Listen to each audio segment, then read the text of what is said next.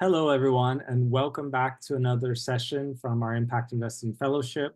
I'm really excited to have Village Capital with us today. There was a very exciting piece in our partner's article on Impact Entrepreneur about the fundraising journey, and a number of you really enjoyed this article as well as the discussion that was had there. And so I was very glad that Lori Lane Zucker was able to facilitate the introduction because I think this will be an excellent opportunity for you to learn a bit more about the space and from what is a really great organization. And I'm really happy that Heather and Natalie could join us here. I'll let them introduce themselves and share more about the roles that they are having at Village Capital. But I'm really excited that we could be here. And I'm going to include in the resources for this session the article, which is an excellent one if you are curious to learn more about where impact startups can sort of navigate within a very complex world, as we've been learning during this fellowship program. Natalie, can I hand it over to you and take us away? Yeah, thank you so much, Stephen. And it's a pleasure to be here and great to meet you all. I manage VilCap's innovations projects, which really just means projects where we're developing new tools, resources, insights that we can use both inside the organization and outside. I'll talk a little bit more about what we do at Village Capital in a second, but before that, I'll hand it over to Heather to introduce herself as well. Hi, everyone. Thanks for joining. It's great to meet you all. Looking forward to this discussion. My name is Heather Matranga, and I lead our impact investments team at VilCap. Natalie will provide more of an overview of who we are and what we do at Village Capital, but the simple version for my team is we are the investment arm of the organization and invest in impact creating startups, and very much looking forward to the conversation. Awesome. So, Stephen, okay with you if I start sharing my screen? Awesome. Yes, please. Great.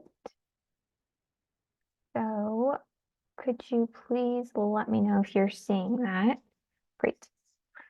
Awesome. So as I was mentioning just now, we are from Village Capital. Our organization was established in 2009, and we are really focused on supporting impact creating early stage startups. And I'm not sure how much or how familiar you guys are with different, stages of impact investing, but the startups that we focus on or the early stage businesses we focus on are really those that either have their MVP, already have some early traction in the system.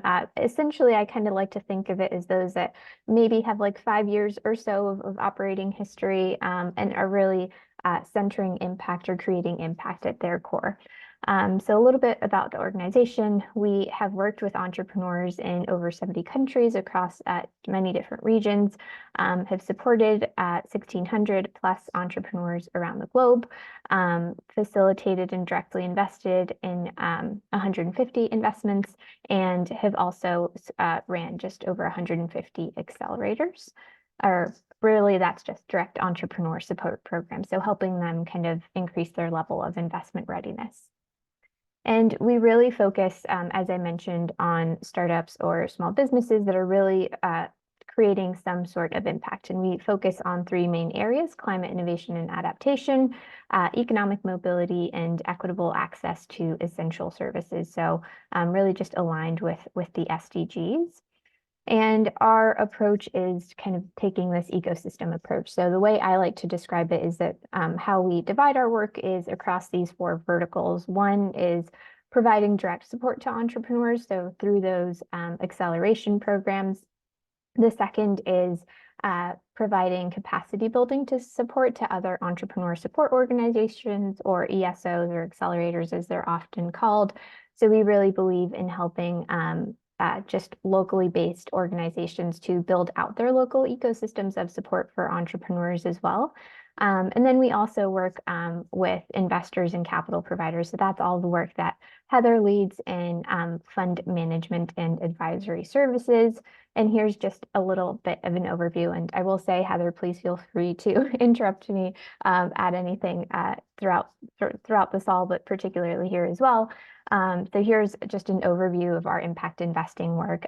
We've facilitated 130 investments in 8 countries and have worked with 7 capital provider partners, whether that's through fund management and or advisory services, have 6.6 million in assets under management and 75 million under influence. And I guess another kind of key piece of where this article kind of emanates from is our innovative approach as an organization, just really as a whole. And so something that kind of cuts across those different verticals that I mentioned earlier, so our work with entrepreneurs or through impact investments or with ESOs, is that we're always trying to identify different research tools, strategies, and resources that we can develop to help entrepreneurs scale their impact and increase their access to social and financial capital. So that's whether we do it through our own programs or we share those resources so others can do it in their own work. And so I guess here are a few examples of that, but I'll talk through these. I'm just trying to flip the slide here more now. So to give you an idea of what this looks like, our founding hypothesis was centered around this innovation that really sought to rethink how capital is allocated. And so our hypothesis was that entrepreneurs with lived experience would be much better at determining who should receive an investment, and that those investments would perform similarly than, or even better than those that were conducted by an investor. And so with that, we developed a framework to facilitate what we call peer due diligence or peer selection and ran accelerator programs to test that hypothesis. So essentially what our programs look like is that we have this framework, it's called Viral, that just kind of helps entrepreneurs conduct diligence amongst themselves. And they ultimately end up ranking themselves and deciding who gets an investment at the end of that entire process. And so we conducted a research study to see if this worked, and we found that it did. And essentially peer selected companies were the same companies that then went on to have commercial success in terms of like their revenue generation and capital raised. So in other words, really just peers were effectively evaluating the future commercial success of their peers. And so since then, we've made over 110 peer-selected investments and have used that framework to train the 1,600 entrepreneurs that I mentioned previously. After a little bit of time after that in 2019, we launched a digital platform called Abaca, which houses these tools that we use in our own programs, like the Viral Assessment and the Milestone Planner. That's a free platform that entrepreneurs can join and create an account and use those resources that are in there. And then in parallel, we were also beginning to think about really the type of capital that's being invested. So not just how in terms of who's making the decision, but also the type of capital that is being invested into the business. And we conducted research and published a report, and Heather led that in 2019 around 3 alternative investment structures. Another study that we conducted somewhat a little bit after that and published the toolkit, I believe last year now, is a research study focused on mitigating gender bias in investment evaluation processes in collaboration with academic researchers. And again, we published like a practitioner-oriented toolkit around that. And then more recently, which is kind of the focus of that article that you might have read, is the launch of Capital Explorer, which is this digital tool on Abaca that helps entrepreneurs kind of explore the different funding options that are out there. And we developed that in collaboration with Ani Patent Power, with support from Lori Pelker Jones as well. Highly recommend Ani's book, Adventure Finance, if you really want to dive deep into all of these innovative funding structures. And so the next thing I'll share is kind of just a little bit more background around the article that you may have read and this tool. So as I mentioned just now, we began as an organization to think about just the type of capital or structure that is being used to invest into these startups.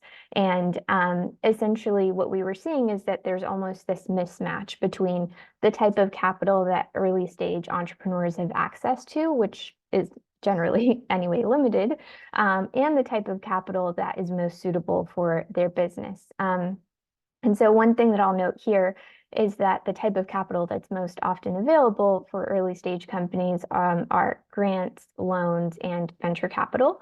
Aside from grants, loans, and VC aren't always the best option for companies, and grants also are just quite time consuming and they're not really a reliable source of funding.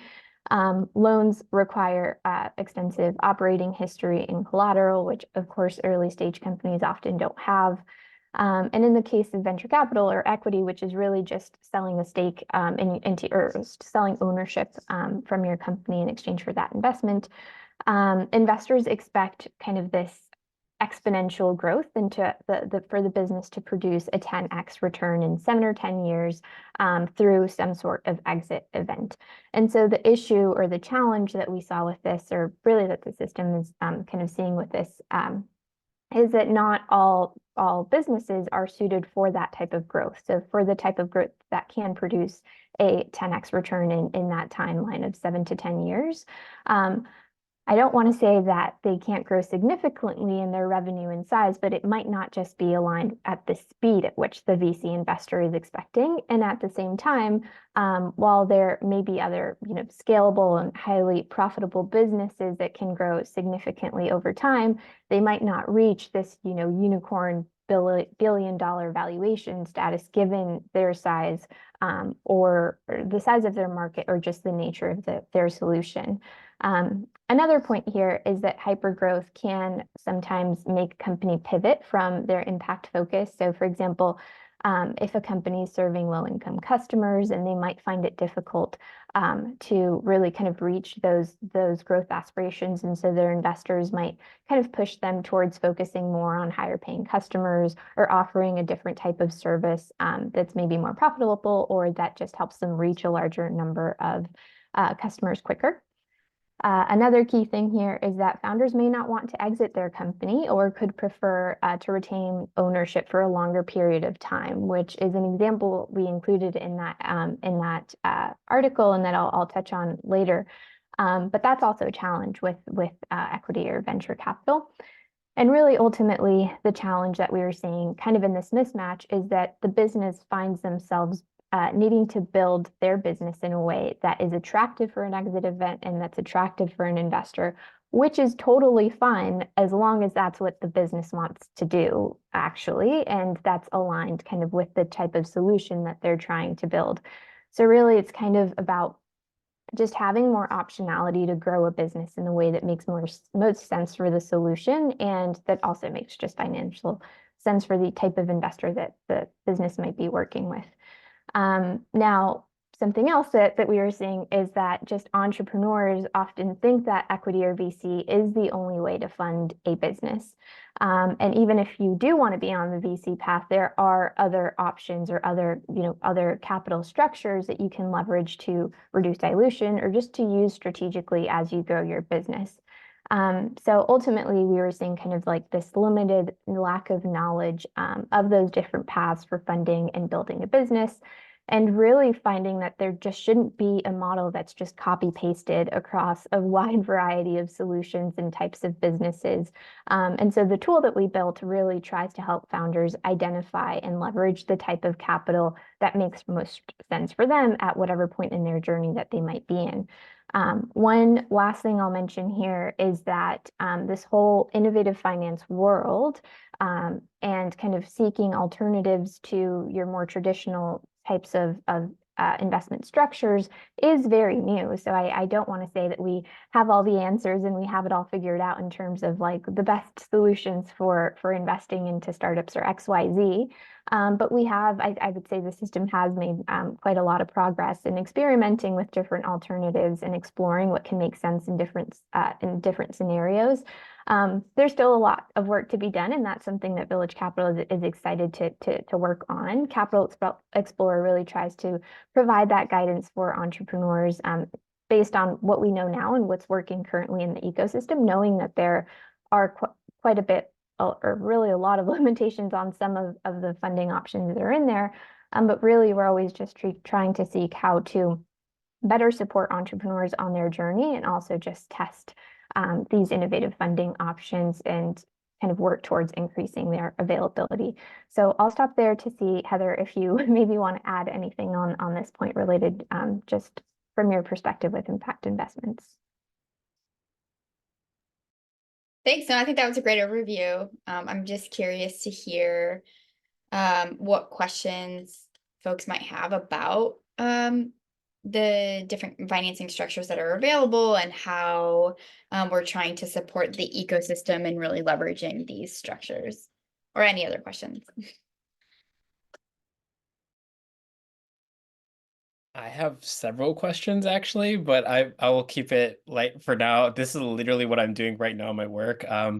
Building a program plan on this, building a fund for queer, from the queer perspective particularly. So this is like way up my alley. Trying to think of a question that works. Like first, I'll just go to my first question just because that was the first thing that came up. When you're thinking about building ecosystems, do you tend to leverage accelerators that exist, or how do you like build out the necessary pre-investment platforms for this all? If they don't, because I don't think they really exist in my scheme. I don't know if they did it for you all.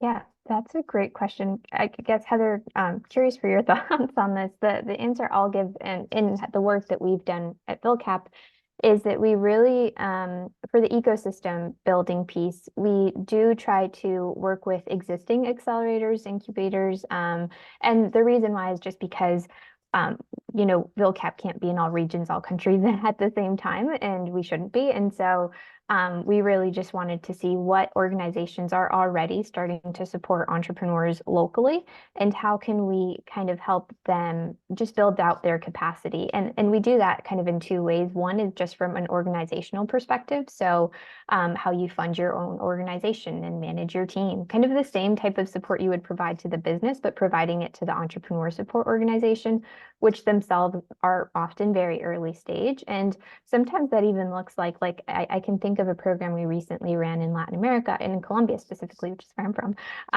And a lot of the participants there were university-based organizations. And so they might be very new, but really just providing that capacity building so that they can both have the organizational structure and knowledge to deliver the support, as well as the actual content. So we do share like different the tools that we create for our own work, share it with them so that they can use it with the entrepreneurs they support. I don't know if that answers your question directly, or Heather, if you That's want helpful to start for sure. Yeah. Thank you. Yeah. Katya has one first. I have so many more, but it's okay. Yeah. Yeah, just a quick question. I would be super interested in learning a bit more about how you mitigate that gender bias that you mentioned. Like, how do you address the issue? Yeah, I love that question because Heather and I worked on a project where so we ran an RCT, a randomized control trial, in our own peer due diligence programs. And what we sought to do was identify ways where you can just increase the accuracy almost, or consistency of evaluation processes to mitigate gender bias. And essentially what we ended up finding is that so we tested three kind of adjustments to the evaluation process and found that taken together, those three resulted in a 5x increase in the scores given to women-led startups. And something that was really interesting is that none of those three even asked the investor to think about gender, which really just shows kind of the nature of bias, where the startups are all equal, but it's that bias that's really blinding the investment decision. And so we translated that into a toolkit. And just to give you a quick recap, like what those three steps are, is asking consistent risk and reward related questions. So oftentimes investors ask women more questions around, their risks, and men-led startups more around their kind of growth opportunity, but trying to keep almost like a tally of the types of questions you're asking both. The second, evaluating using just predefined criteria and doing that consistently. And the third, evaluating the ability to make improvements in progress and identify what the startup needs to grow and succeed, instead of just kind of focusing or relying on that kind of gut feeling of potential. I can share a link to that if you're interested in taking a look. And I will say too that the peer selection methodology, we also found to mitigate gender bias, and I can share the study related to that as well. Great, thanks. I think Heather has already shared something. Oh, thank you, Heather. To that. Thanks a lot.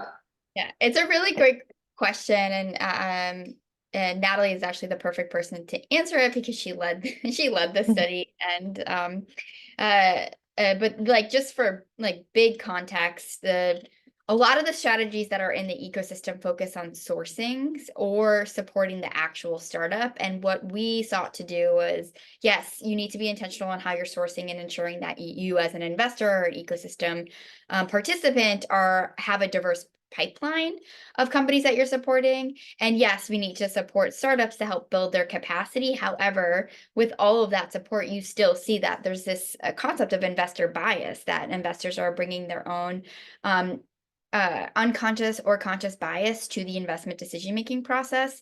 And so our focus has really been, how can you change the process, the investment decision-making process, to make it more equitable, in addition to the other strategies that are out there. And that's a lot of what Natalie just outlined.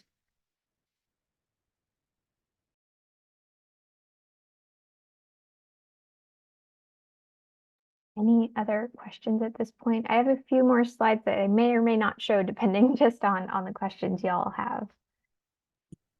I think one interesting question coming from Juliet is around what specific traits or metrics do investors prioritize when evaluating early stage startups, and how can entrepreneurs align their strategies to meet those expectations? So sort of taking a step back and maybe giving some broader context will be helpful for some in the room.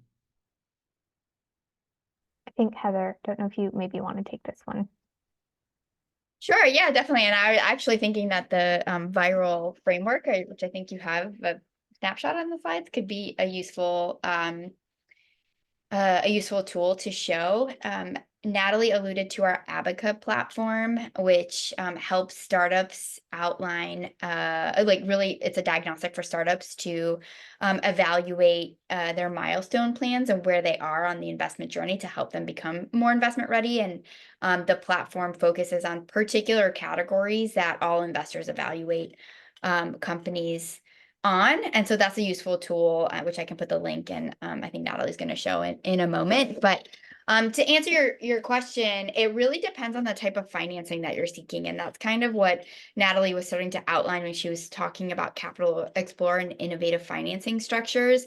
The most traditionally sought after types of financing for an early stage company are debt and equity. So equity is typical in the, when you hear about like Silicon Valley type startups, the venture capital space, it's really well suited for companies that have a large addressable market that ideally can grow rapidly and scale rapidly into that market, and then return, what investors are looking for is at least a 10x return. The traditional metric marker, which has been adjusted over time, but the traditional one that investors are looking for that is $1 billion market, so that they can actually see the startup, the business grow to such a level that they will receive 10x what they put in. I put in 100,000. I want to see 10x back of that money for that investment structure.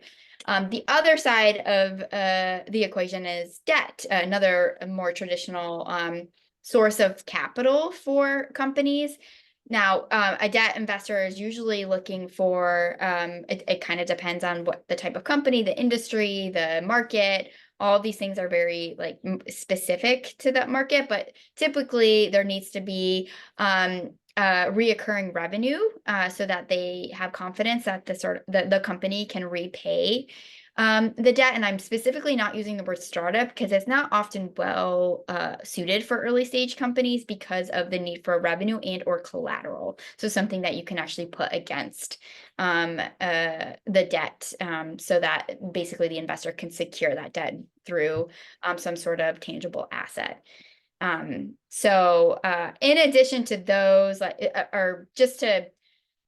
in addition to those investment structures, there's a whole suite of other investment structures that Capital Explorer goes through, and investors will evaluate companies differently based on the type of investment that they're making. All of that to be said, to answer your question, and not the most perhaps the best way, is that it depends on what you're seeking. In addition, if you're talking more about like venture capital or early stage businesses that are seeking equity or equity-like investment structures, all investors evaluate companies along these categories. They may call it something different. They might organize their frameworks a little bit differently, but essentially they touch on all of these different aspects of the business, evaluating the team and whether they believe in the team's ability to actually execute the business, evaluating whether there's a real problem that the company is trying to solve, and whether that problem is something that customers value, and is a real pain point for customers. That's where the value proposition comes in. Is it a problem? Is it a solution looking for a problem, or is it a real solution that's addressing a real tangible problem in a way that customers are willing to pay for? And then of course evaluating the product. How does the product actually operate? Is it actually doing what it's intended to? What does the product roadmap look like as the business is starting to scale? The size of the market, I sort of indicated that. And again, it'll depend on the type of investor, and the type of investment structure when they're looking at what does the actual market size look like. What's the business model? How are you selling this product? What's your go-to-market strategy? How are you scaling that over time to make it more cost effective and efficient? And then of course, how am I as an investor getting my money back? So what's the exit potential? And this is very, very dependent on the type of investment structure. An equity investor is looking for an acquisition. So this company will be bought by a bigger player and therefore buy me out as an investor, or an initial public offering, meaning the company will go public and buy me out as an investor in that company. Happy to answer more questions on that if helpful. Yeah, I don't want to derail it, but I would love to hear more about the actual like alternative innovative capital structures that you're talking about, particularly because of the concern on collateral and other things. And just in general, like how do you manage it across varying geographies? Because that obviously changes the game completely as well. Yeah, so I'll take your first question.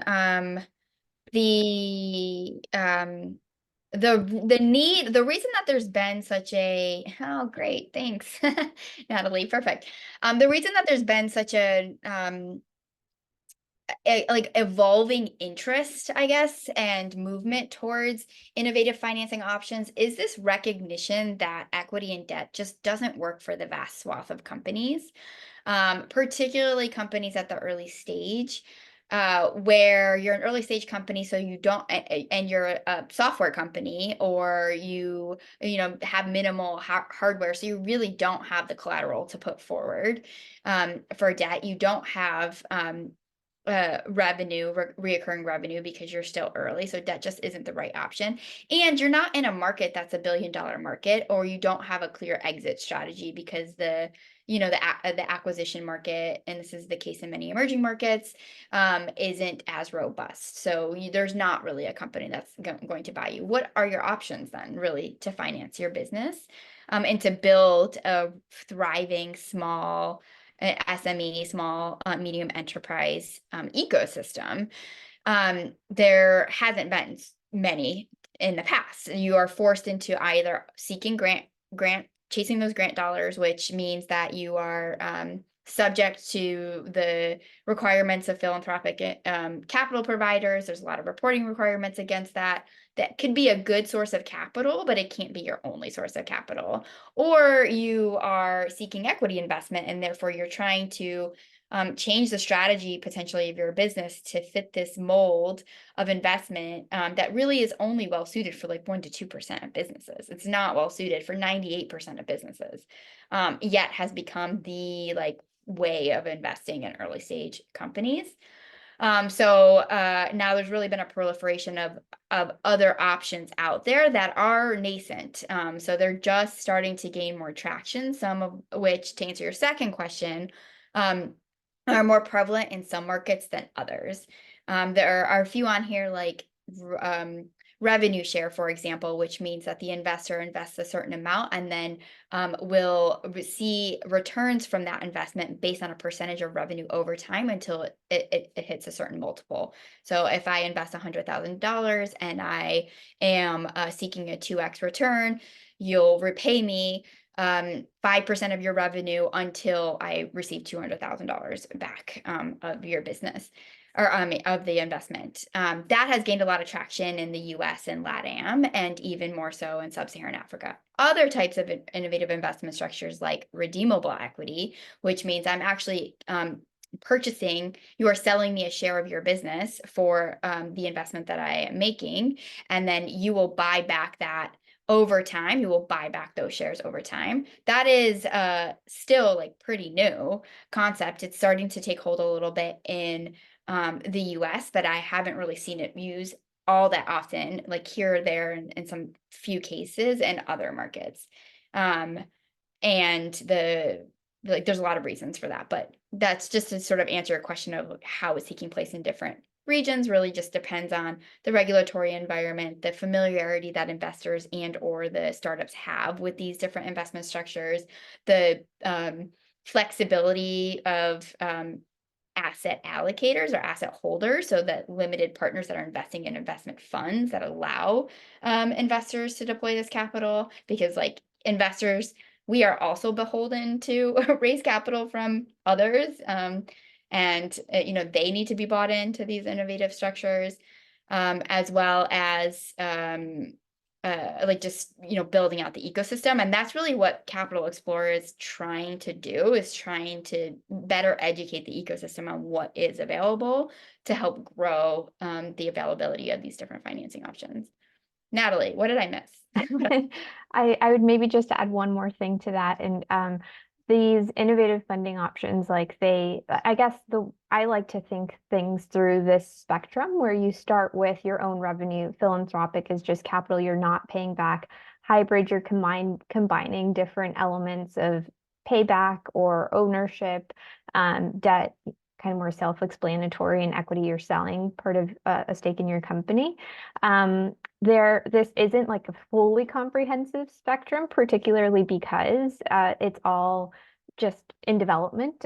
One of the examples that we included in that article, I can't remember the exact name of the full, it's a really long name of the term agreement that they created, but it's essentially they created the almost like a profit sharing agreement, but it was for an early stage company and they were steward owned. And so all to say, there are different combinations, and even within redeemable equity, that can look like so many different ways depending on how the investor is structuring it. It might not even be that they're purchasing equity into the company, but just retain right to like future dividends. So there's just so many different combinations that the tool can't like capture all of those different combinations, but it's definitely really exciting to see what people are testing with and seeing kind of the impact that it might have on the business. Yeah, Aaron. It's nice to see you again, Aaron. Yeah, it's nice to see you again for sure.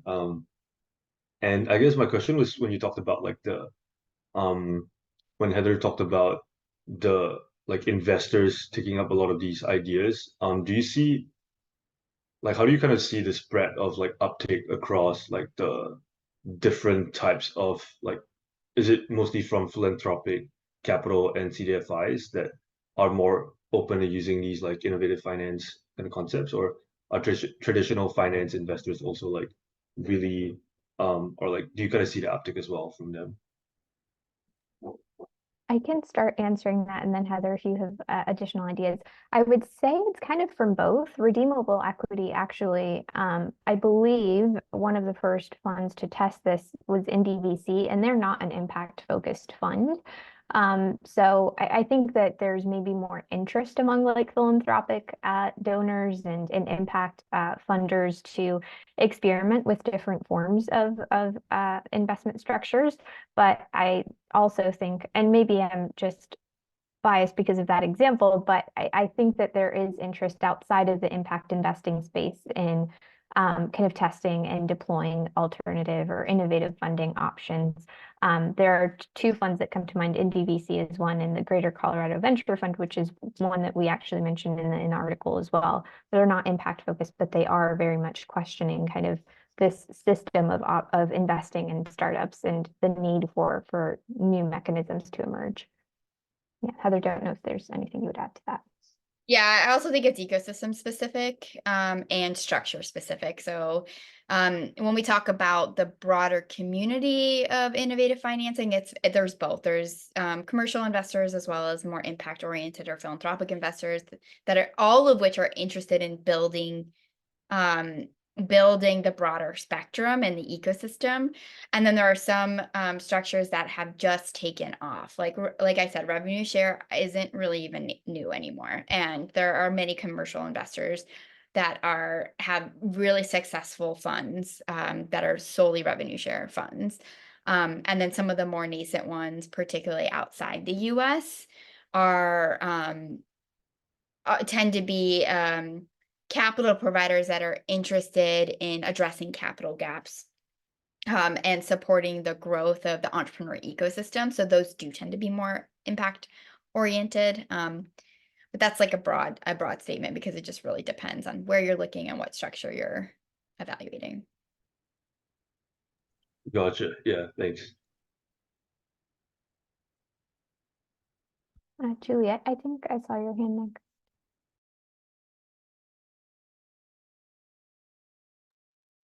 Hello, everyone. Can hear you, Juliet. Go ahead. Yeah, I think you touched on equity and debt, something as such. So I'm curious to know what are the considerations for choosing between equity financing and debt financing, and what impact does each have on a startup's future?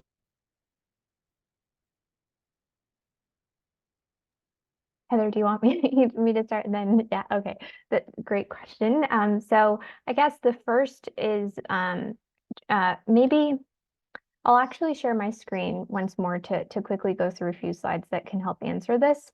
But essentially, not sure if you can see this.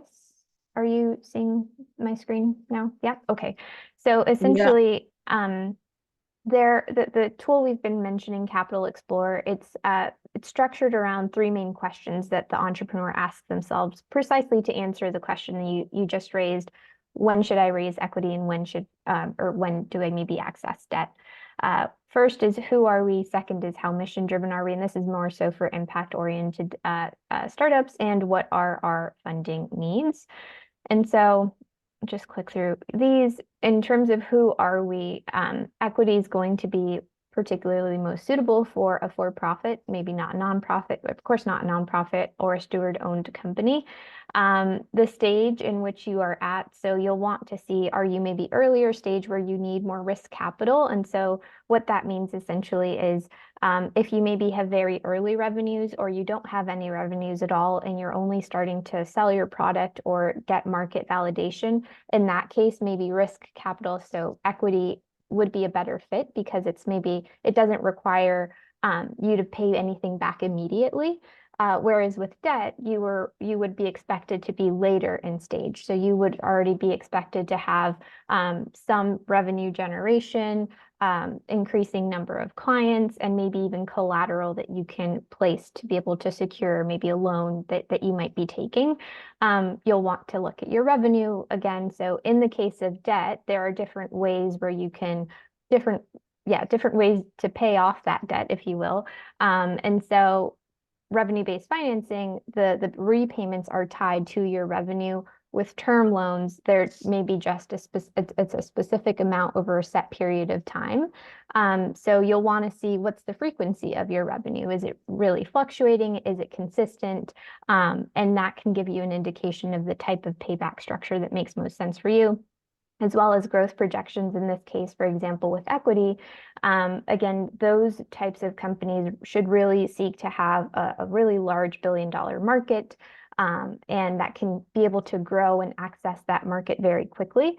If that's not the case, and maybe if it's a more niche market or it just might take a little bit longer to reach that scale and growth, then equity might not be the best fit because equity will require you to focus on driving that growth continually. The next question around mission drivenness, not super related to your question, but something I will highlight here is that there is something called impact-linked financing, which is also pretty interesting. And the reason why you might want to ask whether or not how much mission is embedded into your mission, and if you have an impact track record, is because some options, particularly from impact investors, might require you to report back on those impact metrics, or might tie the terms of the funding agreement based on your impact metrics, as is the case in impact-linked financing. And then lastly, what are our funding needs? Amount of funding needed. Sometimes with equity, you can access larger amounts of capital than with debt, but it also might just depend on the stage. The type of funding needed is important too with equity and debt. So equity, as I've mentioned, kind of really being that risk capital that you want to use to invest in your growth as a company. So whether that's like hiring or developing a new product and a new service, whereas debt could particularly be most useful for startups that maybe just need to purchase like additional inventory, for example, where you maybe don't want to sell part of your company for something that really is an investment long-term in your growth. Collateral availability, as I mentioned, being a requirement for debt repayment. I already talked a little bit about that. Ownership. So for example, with equity, if you want to retain ownership long-term, then you maybe don't want to take on as much equity over time, or if you want to exit to your employees, that's something to consider between favoring equity and debt at different points in time. The example that we mentioned in the article, Glade Optics, I think is a really good illustrative example of equity versus debt, because they were already generating revenue, and they had already taken equity. They had diluted themselves a little bit more than they had initially wanted to, and by diluting, it's just that they had sold off more of their ownership from the company that they had initially intended to. And so they knew that they needed capital to increase their inventory, but they didn't want to sell off more of their business to be able to do that. And they also knew that for them, it was more of a cash flow issue, or just the seasonality of their revenues. So they sell kind of ski goggles that you only use in the winter. And so there were these particular months in their year where they had a ton of cash, but then that fluctuated significantly, and then they didn't have the cash to purchase their inventory. And so when they won a pitch competition, the investor offered equity to invest through equity, but they said, thank you so much. I really want your partnership, but I actually don't want equity. Would you be open to a different structure? And the entrepreneur in this case proposed redeemable equity. The investor ended up agreeing, but ultimately it kind of answers the points here around ownership. So he knew that he wanted a strategic partner, such as this equity investor, but he also knew that he wanted to retain ownership of the company more long-term, and that the capital that they needed was really just to purchase inventory. So it didn't make sense to sell a portion of their company for purchasing inventory. So hopefully that kind of answers it. This is a lot. I realize that, and sorry, but I guess what I'm trying to illustrate is that there are so many things to consider when exploring whether one option or the other works best. The last two here is just how actively involved you want the investor to be, and what type of funding you want to raise in the future. So I will stop there because that was a mouthful, but hopefully it just shows the different considerations to keep in mind when looking at the two options.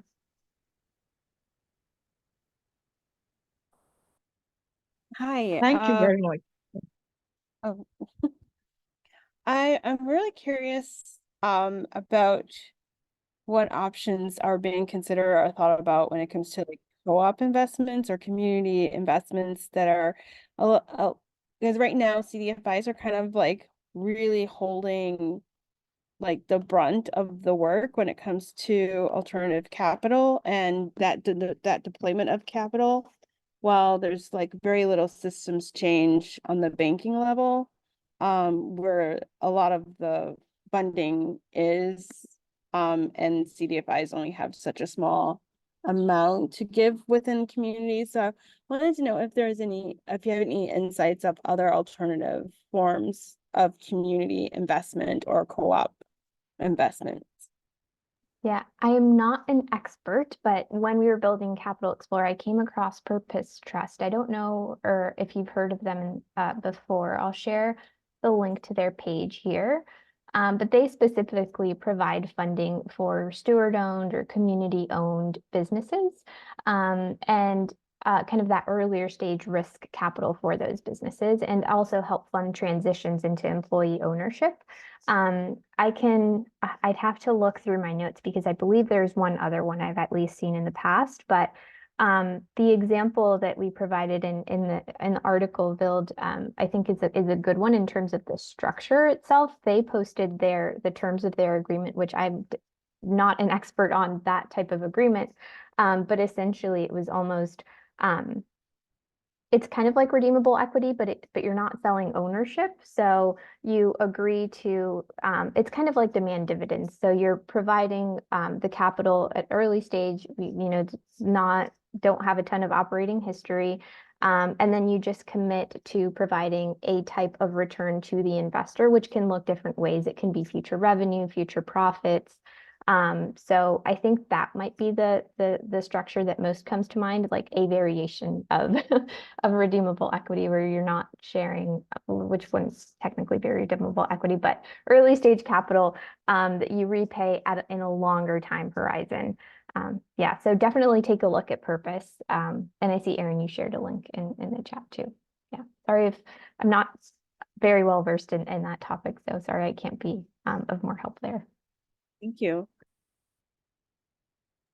Thank you so much, Natalie. And Heather here, it really seems like this is a great intro to a very broad topic and giving some people a broad understanding of the topic while at the same time going deeper into it. And I just also want to highlight how we've brought up topics before around blended finance or transition finance, catalytical capital from different partners, and have had Boston Impact Initiative come and do their integrated capital game to sort of highlight this spectrum of capital that is available, touching on this impact space.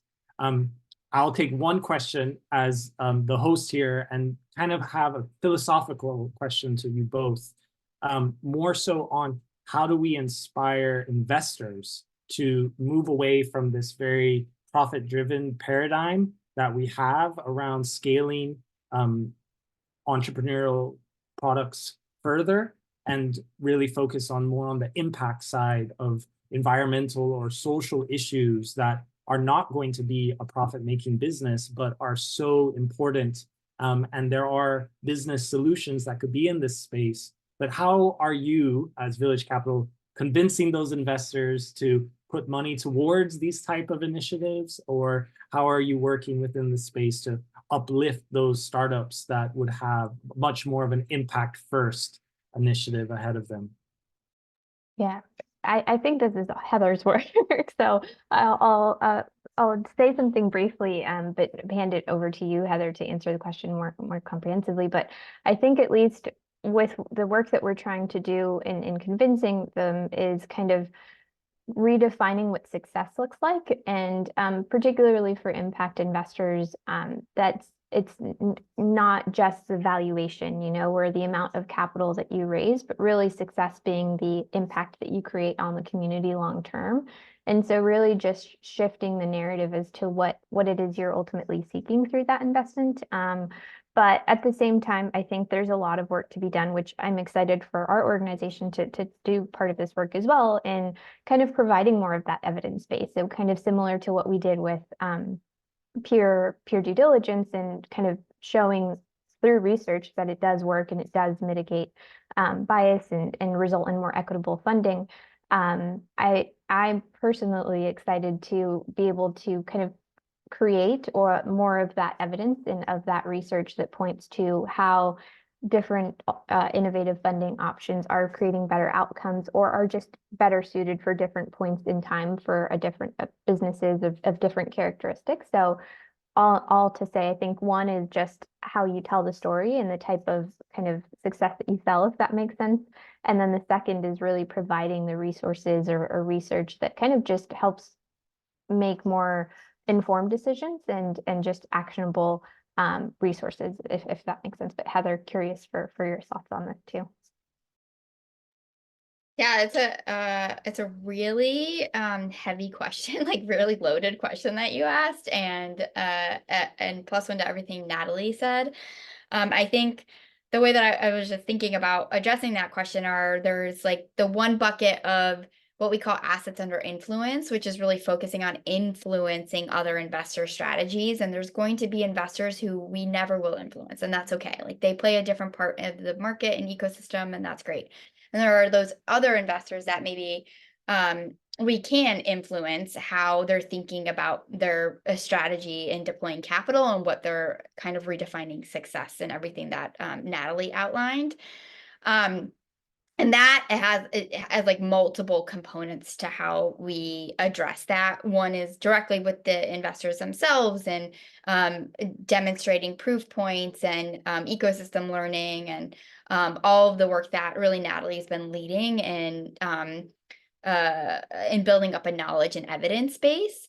There's also going to the asset, I indicated this before, but the asset owners, so those that are actually investing in the investors, like investing in their funds. You have to keep in mind that investors have to return capital to their investors, so they have their own return expectations, and so it might seem that like they're being callous or something when they're not investing in certain structures or solutions. However, they have a particular strategy that they've outlined in a fiduciary responsibility over capital that they then need to return to their investors. And so it's kind of addressing that dynamic and getting it from the capital, asset owner side as well as the asset allocator side. The second I would say you touched on is surfacing startups, and that's a huge body of work. So even if we're aligned strategically, investors are overlooking incredible opportunities due to systemic bias, structural barriers, all these other things that we know exist in the ecosystem. And so that's where like peer selection comes in, and the bias and the smarter systems toolkit, the gender bias mitigation frameworks to really help address those biases. And a lot of our work in supporting entrepreneur support organizations and identifying great companies and really bringing them to the surface and thinking innovatively about not just the structures, but like how the process of finding and evaluating companies. So really that decision-making process. And then finally, the last part I would say is supporting impact first startups with the capital that they need to get to a stage where they can attract commercial funding, get to the stage where they can attract those investors, and or they are profit sustaining. So, or like they're just sustainable businesses, and maybe their financing comes from working capital, like in the form of debt but they are not really seeking that early stage risk capital any longer. And that is really where my team and the work that we do at Village Capital comes in from an investment standpoint. We are very focused on making catalytic investments to help companies attract other investors into their business and or demonstrate enough traction or get to a stage where they become profit sustaining businesses. Hope that helps answer somewhat in a long-winded way.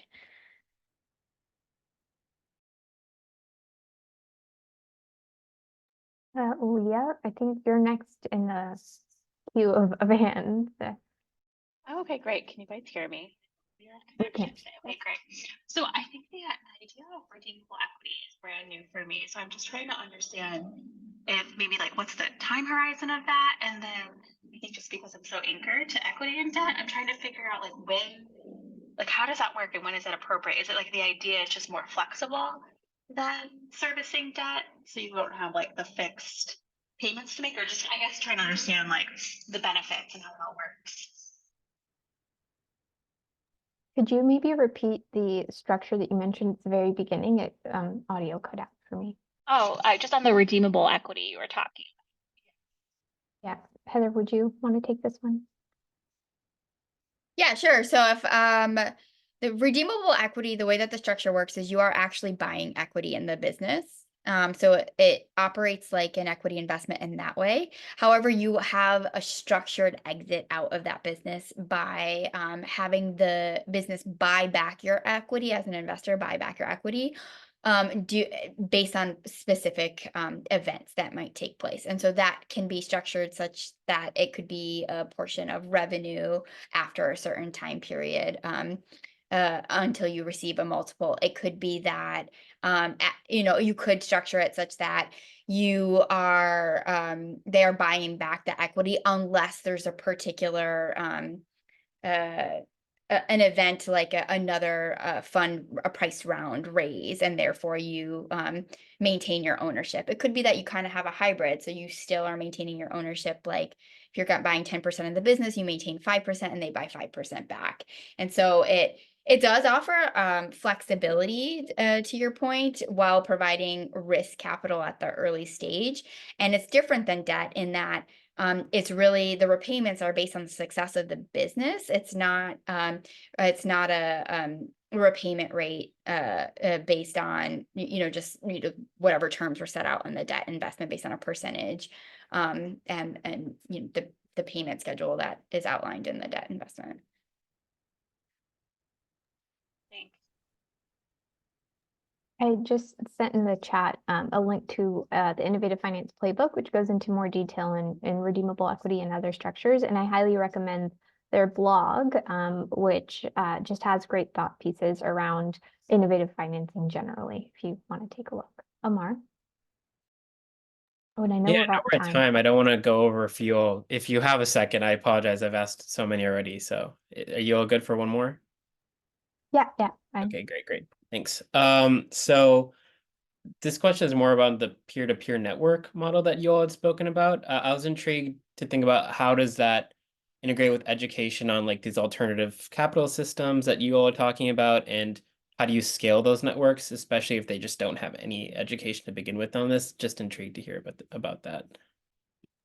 Oh, that is such a good question because I think we're in the middle of answering that question. So the work we've done so far with peer-to-peer learning has been focused around this spiral framework and just equity, but we're currently thinking about like, how does this look different or more of what we've done when thinking about the innovative funding piece. I will say that when we built Capital Explorer, one of the things that I found most interesting from interviewing entrepreneurs is that a lot of the information that they have that they end up using to inform their decisions comes from their peers. And so there's definitely something very powerful in that peer interaction. And like the majority of the entrepreneurs that go through our program, they highlight that the big takeaway is, those peer interactions and the relationships that they built. So I can't answer exactly a strategy that we have in mind, but we're really actively thinking about how do we facilitate more of that peer-to-peer knowledge exchange, particularly when it comes to exploring different funding options and different growth profiles and strategies. So great question, which I hope to be able to answer in a few months, year or so. Yeah. Thank you.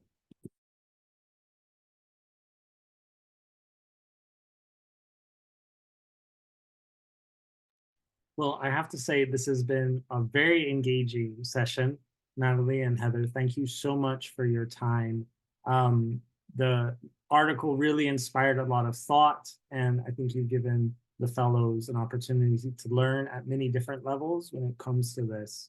I don't know if you have any closing words or final inspiration for the fellows, but I want to say heartwarmed thank you so much for being our last session for our spring cohort. It's amazing that you've come in at the last moment and given us a great insight into the ecosystem for startups. And it helps to round out the learning, I think, for the fellows. So a big shout out to you both for this, and I'm really excited to see the work that Village Capital is doing and the many resources that you're providing. It's amazing to see, and I think you're building that tent, right, very actively by being so generous in your time and your resources. So thank you very much. Yeah, no, thank you so much. We really appreciate you inviting us, and it was a pleasure to meet you all and get to speak a little with you all. I think really exciting that you're entering into this not innovative financing or impact investing space, but definitely encourage you to take a look at innovative financing if it is something you want to dive deeper into. And our doors are always open in case you have any questions or want to collaborate in any way. Do feel free to reach out. Amazing. Well, thank you both very much. Yeah, Heather, do you want to say something? I was just gonna say thank you all. It was a really fun conversation, so I appreciate the thoughtful questions. Amazing. Amazing. Well, guys, we're going to stick around for a little bit for social time and chatting with Anna. But Heather and Natalie, thank you so much. I know you have to run, but feel free to stick around if you want. And we'll take a 5-minute break to just use the bathroom and get some water, and then we'll be back here. Bye. Take care.